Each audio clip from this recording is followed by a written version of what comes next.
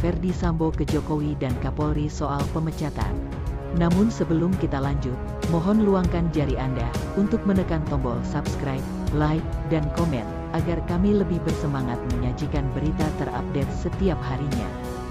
Mantan Kadif Propam Polri Ferdi Sambo menggugat Kapolri Jenderal Listio Sigit Prabowo hingga Presiden Joko Widodo karena tak terima dirinya diberhentikan tidak dengan hormat dari Polri meski sudah mengajukan pengunduran diri. Gugatan itu hanya berumur pendek karena telah dicabut Sambo. Ferdi Sambo menggugat Jokowi ke Pengadilan Tata Usaha Negara Jakarta. Gugatan itu diajukan karena Sambo tidak terima dipecat. Hal itu tertuang dalam website PT UN Jakarta yang dikutip Detikcom. Kamis, tanggal 29 Desember tahun 2022, gugatan itu terdaftar dengan nomor 476G 2022 PT UN JKT dengan tanggal pendaftaran tanggal 29 Desember tahun 2022. Duduk sebagai tergugat adalah Presiden RI dan Kapolri. Berikut permohonan Ferdi Sambo, mengabulkan gugatan penggugat untuk seluruhnya. Menyatakan batal atau tidak sah keputusan tergugat 1 sebagaimana keputusan Presiden Republik Indonesia nomor 71 Polri tahun 2022 tentang pemberhentian tidak dengan hormat perwira tinggi Polri tanggal 26 September tahun 2022. Memerintah tergugat 2 untuk menempatkan dan memulihkan kembali semua hak-hak penggugat sebagai anggota Kepolisian Republik Indonesia. Menghukum tergugat 1 dan tergugat 2 secara tanggung renteng membayar biaya perkara yang timbul dalam perkara ini. Atau apabila Majelis Hakim Pengadilan Tata Usaha Negara Jakarta berpendapat lain, maka kami mohon putusan yang seadil-adilnya, ex aequo et bono.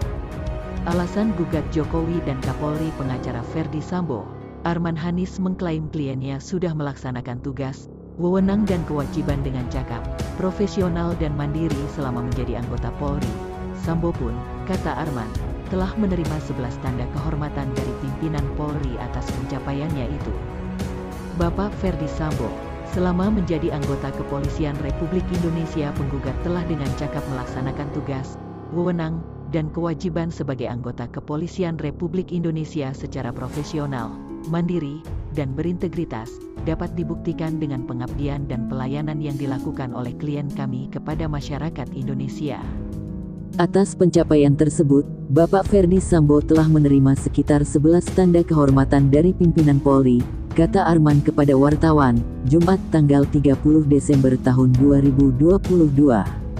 Arman mengatakan pada tanggal 22 Agustus Ferdi Sambo telah mengajukan surat pengunduran diri sebagai anggota Polri saat penyidikan kasus pembunuhan Brigadir Yosua bergulir. Namun, kata Arman, pengunduran diri itu tidak diterima hingga akhirnya kliennya dinyatakan dipecat dari institusi Polri. Pada tanggal 22 Agustus tahun 2022, demi mendukung proses penyidikan, dan sebelum adanya putusan sidang Komisi Kode Etik Polri dan tingkat banding, Bapak Ferdi Sambo telah menyampaikan surat pengunduran diri sebagai anggota Polri yang ditujukan kepada tergugat 2 Jenderal Polisi Listio Sigit Prabowo sebagai Kapolri. Namun, permohonan tersebut tidak diproses dan dipertimbangkan oleh para pihak terkait, kata Arman. Ferdi Sambo cabut gugatan sehari berselang. Ferdi Sambo mencabut gugatan ke Jokowi dan Kapolri Jenderal Sigit yang didaftarkannya di PT UN Jakarta. Sambo memutuskan mencabut gugatan itu atas masukan berbagai pihak. Jumat, tanggal 30 Desember tahun 2022, selaku kuasa hukum dari Bapak Ferdi Sambo menyampaikan bahwa setelah mempertimbangkan kembali serta mendengar masukan dari berbagai pihak, maka secara resmi klien kami memutuskan untuk mencabut gugatan di PT UN terhadap keputusan Presiden Republik Indonesia nomor 71 Polri tahun 2022 tentang pemberhentian tidak hormat perwira tinggi Polri tanggal 26 September tahun 2022, kata kuasa hukum Sambo, Arman Hanis, kepada wartawan, Jumat tanggal 30 Desember tahun 2022 kemarin. Pak Ferdi Sambo beserta keluarga juga dengan rendah hati menerima dan memahami reaksi publik perihal upaya hukum pada tanggal 29 Desember tahun 2022 kemarin, sambungnya. Arman mengatakan pencabutan ini juga dilakukan Sambo karena cinta kepada institusi Polri. Arman menyebutkan Ferdi Sambo sangat menyesali perbuatannya dan siap menerima konsekuensi hukum yang tengah dijalani saat ini. Pencabutan gugatan ini juga sangat dipengaruhi faktor kecintaan terhadap institusi kepolisian negara Republik Indonesia, dan klien kami Pak Ferdi Sambo telah membuktikan rekam jejak yang cakap dan berintegritas selama 28 tahun hingga sebelum menghadapi proses hukum yang saat ini sedang berlangsung, kata Arman. Bapak Ferdi Sambo sangat menyesali perbuatan yang berdampak pada konsekuensi hukum yang saat ini sedang berjalan, serta menjadi prioritas utama klien kami untuk segera menyelesaikannya. Hal ini agar nantinya keputusan hukum yang dijatuhkan dapat membawa rasa keadilan bagi korban dan seluruh terdakwa, imbuhnya. Arman mengatakan gugatan di PT UN itu merupakan hak konstitusional setiap warga negara.